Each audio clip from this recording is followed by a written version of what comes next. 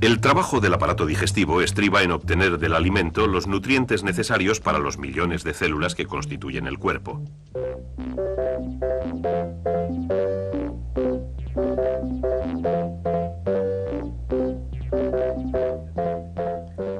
Las sustancias que debe tener el cuerpo están en el alimento que comemos. Del alimento proceden las proteínas, almidón y azúcares, carbohidratos y grasas, vitaminas y minerales que nos hacen crecer, mantenernos sanos y vivos. Pero el cuerpo no puede utilizar el alimento de la misma forma que cuando comemos. Debe disgregarse en partes que físicamente son más pequeñas y químicamente más sencillas. Y este es el trabajo del aparato digestivo.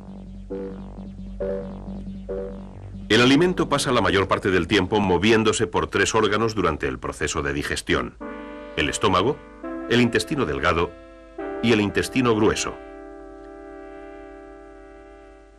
Sigamos ahora el camino de la digestión desde el momento en que el alimento entra en la boca hasta que los nutrientes llegan a las células y el cuerpo elimina el resto. Se come. Se toma un bocado de algo y luego se mastica. Los dientes cortan el alimento moliéndolo al tiempo que la lengua se mueve y mezclándolo con la saliva. El proceso de digestión se inicia porque ocurren dos acontecimientos. El alimento se rompe en trozos más pequeños, parte que corresponde a la masticación, y el alimento empieza a disgregarse químicamente, trabajo que hace la saliva. En la saliva hay ciertos productos químicos, llamados enzimas, que inician la tarea de convertir los almidones de los alimentos en simples azúcares. La saliva la segregan las glándulas de la boca, y como principalmente es agua, la saliva también suaviza el alimento, dándole una forma que hará más fácil tragarlo. Cuando se está listo para tragar un bocado de alimento, la lengua lo empuja hacia la parte posterior de la boca. Tragar empieza como un acto consciente. Se traga cuando se quiere. Trabajan los músculos voluntarios. Pero una vez iniciado, el proceso de tragar se hace automático. Empiezan a trabajar músculos sobre los que no tenemos control, los músculos involuntarios. Y la tapa, la epiglotis, cierra la tráquea, el tubo que conduce a los pulmones. Esto impide que el alimento baje por este tubo y en cambio lo envía al tubo adecuado, el esófago, que conduce al estómago.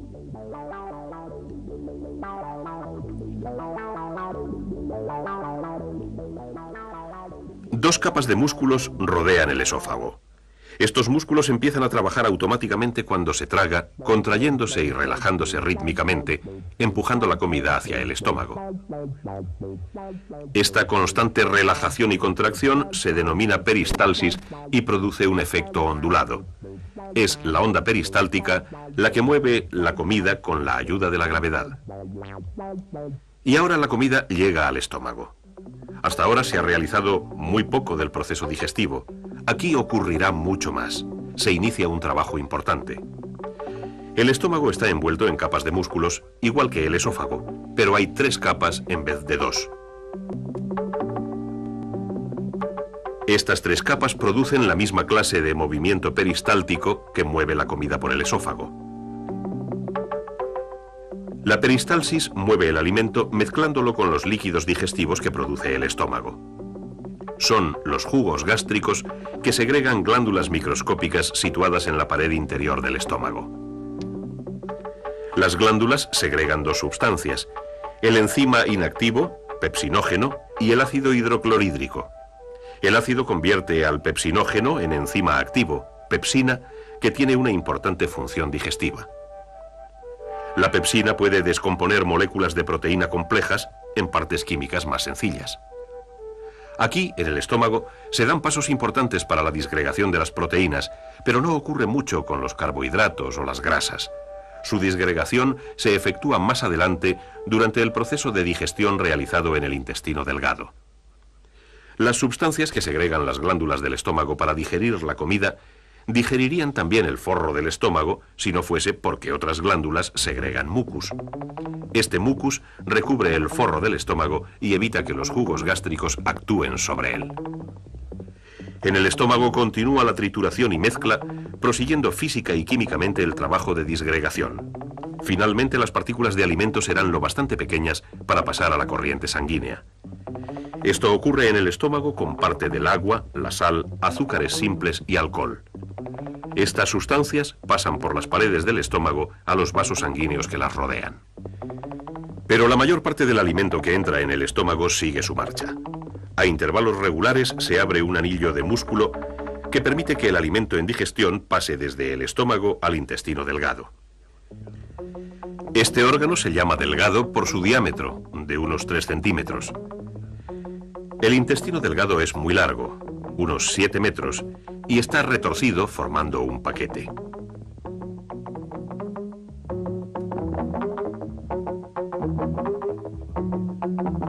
Igual que el estómago y el esófago, las paredes del intestino delgado se componen de músculos, de 2 capas de músculos. Y el mismo movimiento peristáltico que empujó la comida por el esófago y por el estómago, mueve también el alimento en digestión por el intestino delgado. El comienzo del intestino delgado se llama duodeno. La llegada del alimento en digestión a esta parte del intestino estimula la producción de ciertas hormonas en el duodeno. Estas hormonas activan a su vez 2 glándulas, el hígado y el páncreas. Estas glándulas empiezan a producir sustancias químicas digestivas, los enzimas que se envían al duodeno. La mayoría de las sustancias químicas que digieren el alimento entran al intestino delgado por aquí.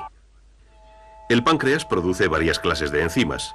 Unos ayudan a descomponer las proteínas en aminoácidos.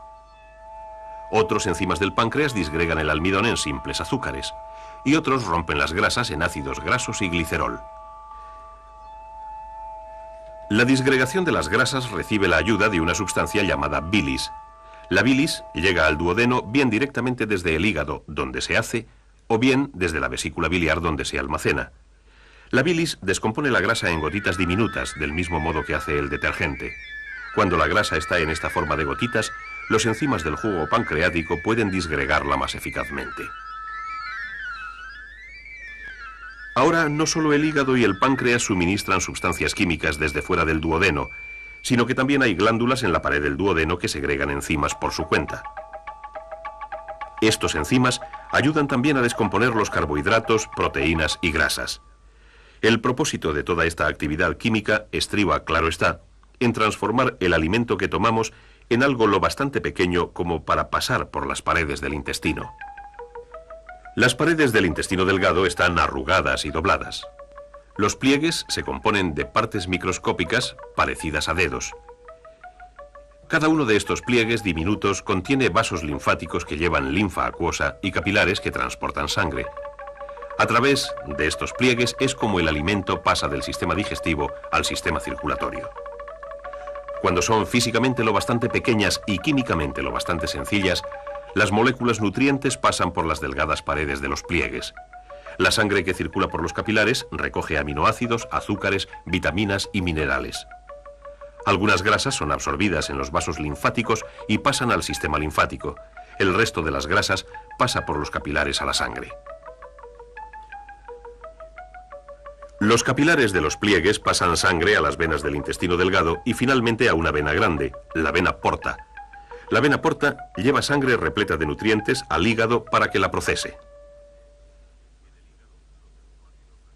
En el hígado, los aminoácidos resultantes de la digestión de las proteínas alimenticias se recomponen ahora en diferentes tipos de proteínas, en una forma que el cuerpo pueda utilizar para crecer y repararse.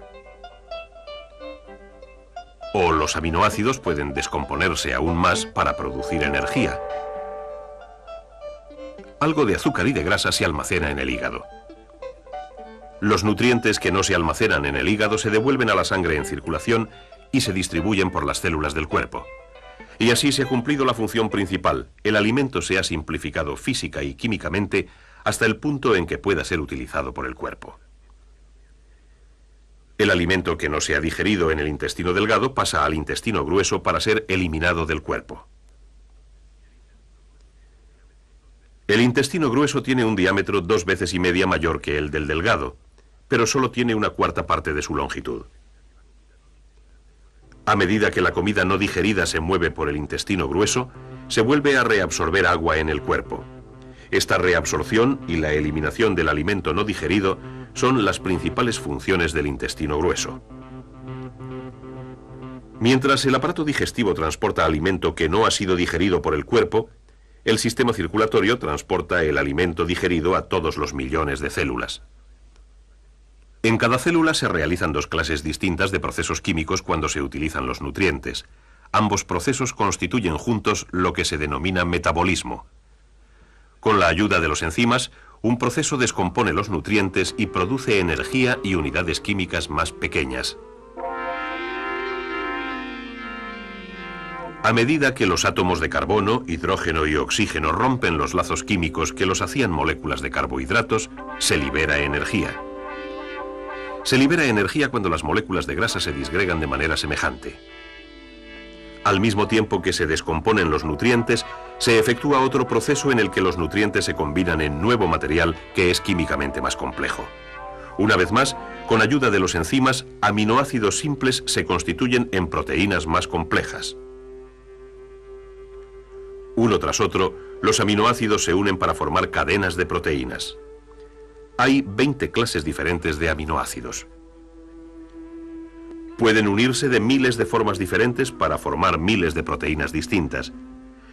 Las proteínas son los componentes básicos de los huesos, los músculos y los nervios, de la sangre y las membranas. Algunos aminoácidos pueden fabricarse en el cuerpo a base de carbohidratos y nitrógeno. Pero la mayoría de ellos tienen que aportarse como partes de las proteínas del alimento que comemos. La vida humana depende de dividir y recomponer las proteínas animales y vegetales. También son esenciales para la vida humana y la salud ciertos componentes de las moléculas de enzimas que hacen que el proceso de metabolismo funcione eficazmente. Son las sustancias que resumimos con el nombre de vitaminas. Las células del cuerpo necesitan una serie de ellas. Muchas de estas vitaminas no pueden almacenarse porque están siendo excretadas constantemente del cuerpo. Así que hay que estar suministrando otras nuevas. Esto lo proporciona una dieta bien equilibrada. Una buena dieta aporta también suministros adecuados de minerales que son básicos para el funcionamiento de las células. Necesitamos zinc, manganeso y magnesio, cobre y cobalto para la construcción y funcionamiento de los enzimas. Necesitamos hierro para la hemoglobina que fija el oxígeno a las células rojas de la sangre. El calcio y el fósforo son necesarios para la rigidez estructural de los huesos y los dientes. Los cloruros de sodio y de potasio son componentes importantes de los fluidos de los tejidos. Se necesita iodina para hacer la hormona liberada por el tiroides.